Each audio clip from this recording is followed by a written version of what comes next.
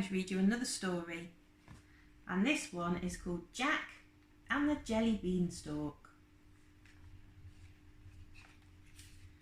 Jack's mum took the biscuit barrel and peered inside the bread bin. She looked in dismay at the last few crumbs. "Oh, I'm sorry, Jack," she sighed, "but the cupboards are bare and my purse is empty. We're going to have to sell Daisy the cow." "Don't worry, Mum," said Jack sadly. "I'll get a good price for her."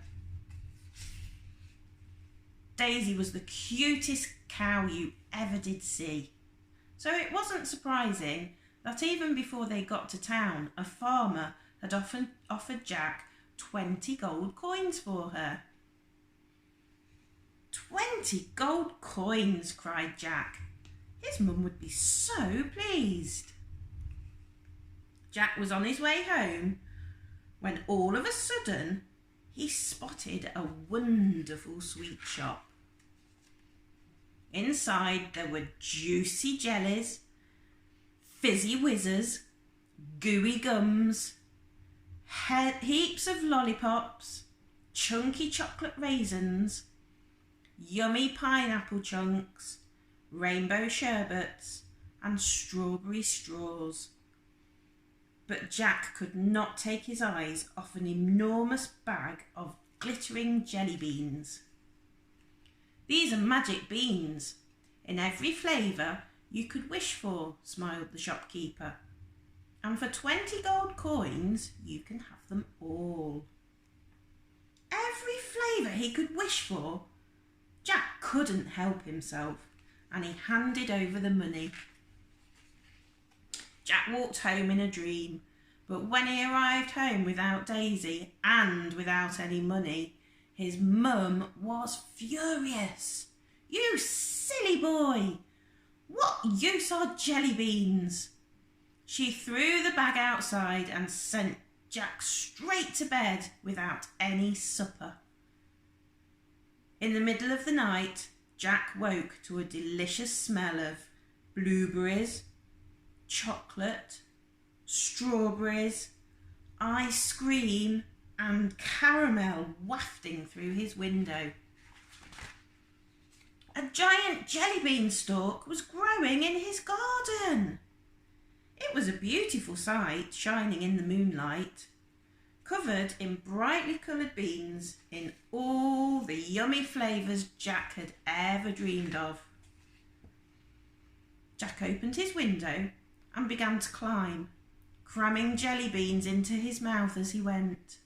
Orange, pear, mint, sherbet, chocolate chip, apple pie, candy floss and popcorn. Higher and higher he climbed, until, feeling rather full, he came to a huge golden gate and a large sign which said, "Angry Giant, beware." Jack was hesitating when he heard a strange noise. He peered behind the door. "Honk, honk," sobbed a little white goose. "The giant is so angry. I've tried my best to lay more golden eggs, but it's just no good. The pantry is empty and there's nothing to eat in the castle except me and that stringy old harp. Honk, honk." Suddenly the ground shook. "Fee, fi, fo, foy, I smell a juicy boy. Goose is good, but boy's so tasty, served with chips and wrapped in pastry." "Stop," stuttered Jack as the giant scooped him up in his hand. "I'm very bony and I haven't washed for weeks. Give me 10 minutes and I'll bring you a banquet, a feast fit for a king." Thought the giant, putting Jack back down again. "My clock is ticking. Tick, tick, tick. Bring my feast and make it quick." Jack had never worked so fast. In 10 minutes, he had picked hundreds of jelly beans. The giant had melon beans for his starter and fish and chip beans for his main course. And it was all washed down with a fruity bean smoothie. The goose watched hungrily. The giant was just about to tuck into his pudding beans when the goose swallowed them down whole. Honk! The giant was furious. He grabbed the goose and shook her. Honk, honk, honk! But the beans would not come out. He threw her down to grab his carving knife. Jack grabbed the goose and raced for the jelly beanstalk. Stop! Yelled the giant, thundering after them. He grabbed the stalk and tried to climb down, but he was far too heavy. The jelly beanstalk began to sway.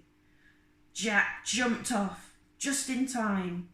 It wibbled and it wobbled, then came crashing to the ground far away from Jack. Crash! Jack looked around and grinned. Their garden was covered in jelly beans.